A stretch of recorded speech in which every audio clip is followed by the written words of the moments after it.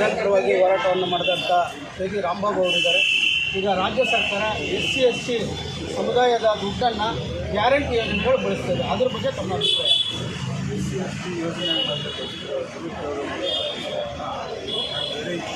ಪೌರ ಕಾರ್ಮಿಕರಿಗೆ ನಿಗದಿ ಮಾಡಿರುವಂಥ ಮಾತ್ರ ಈಗಾಗಲೇ 2 ವರ್ಷಗಳಿಂದ 1 ರೂಪಾಯಿ ನಿಗಮಕ್ಕೆ ಬಂದಿಲ್ಲ.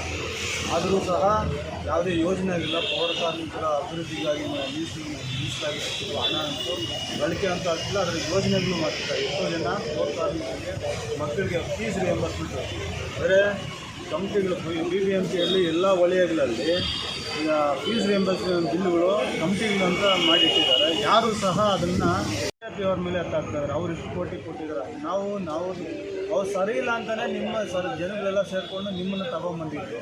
ಆದರೆ ನೀವುಗಳೇನು ಮಾಡ್ತಾಯಿದ್ರೆ ಅವ್ರಿಗಿನ್ನ ಇನ್ನೂ ಅಧ್ವಾನ ಆಗ್ತಾಯಿದ್ದೀರ. ಹಿಂದಿನ ಕಾಲದಲ್ಲಿ ನಿಮ್ಮನ್ನು ಮನೆ ಕೆಲಸಗಳಲ್ಲಿ ನಮ್ಮ ಸಂಘಟನೆಯನ್ನು ಸೇರು ಮಾಡ್ಕೊಂಡು. Thank you.